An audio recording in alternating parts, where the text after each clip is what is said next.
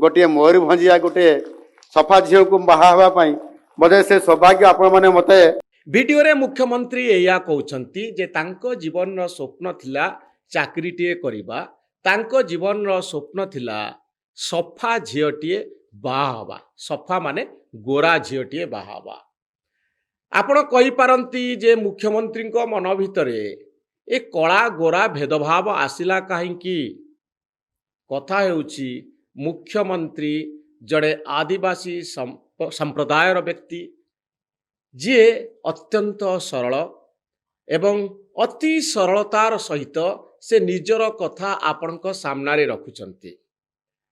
आम दुनियार चारिपटरे जेते लोकंकु आपण देखुचंती से मानंकु थरे पचारुंत पुओ बाहागर आउ झियो बाहागर बेले से माने केमितिका झियो खोजंती गोरी झियो खोजंती कि नाही कला गोरा मनोभाव आपणक भितरे अछि कि नाही बहु कला हेतिबो आउ घर को आसीबो एकता को सहजरे आमे ग्रहण करू कि उत्तर हेउची ना।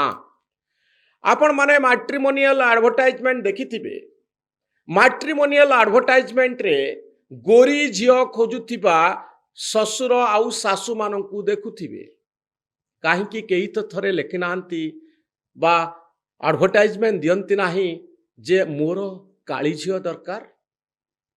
ए प्रकार उन्मादना ए प्रकार मनोभाव आम भीतर को केबे आसिला दर्शक बंधु। ब्रिटिशर्स माने इंग्रेज माने गोरा थिले भारत वर्षर लोक माने इंग्रेज मानक भली गोरा नुहंती आमर स्किन बा आमर चर्म सेतिकी परिमाणर सफा नुहे तेणु ब्रिटिशर्स माने जेतबळे आसिले सौंदर्यर नुआ परिभाषा भारत वर्ष रे सृष्टि हला। गोरा माने उन्नत धरणर ब्यूटी माने सौंदर्य माने गोरा हवा जरूरी गोरा शब्दटी सौंदर्य सहित सुंदरता सहित जोड़ी गला। आउ सेतिकी बेले 1975 मसीहार कथा जहा आम समस्त को आश्चर्य कला भली घटना घटिला भारत वर्ष रे 1975 मसीह रे फेयर एंड लवली आरंभ हला। फेयर एंड लवली जेतबळे आम पाखकू आसिला भारत वर्षर 70% बजार अंशधन अर्थात market share fair and lovely पाखरे थिला।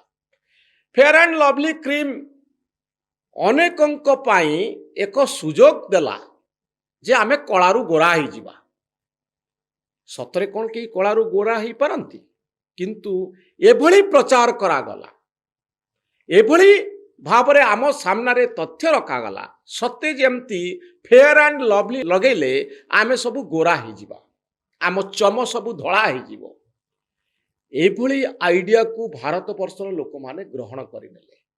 2020 मसीहा पर्यंत ए फेयर एंड लवली रो प्रचार चलिला बॉलीवुड रो स्टार माने यार प्रचार कले आपण माने देखिथिबे यामी गौतम को जे यार प्रचार कले फेयर एंड लवली रो किंतु यार भितरे सोशल मीडिया आसी जाइथिला फेयर एंड लवली विरुद्ध रे एक बड़ प्रचार आरंभ हला।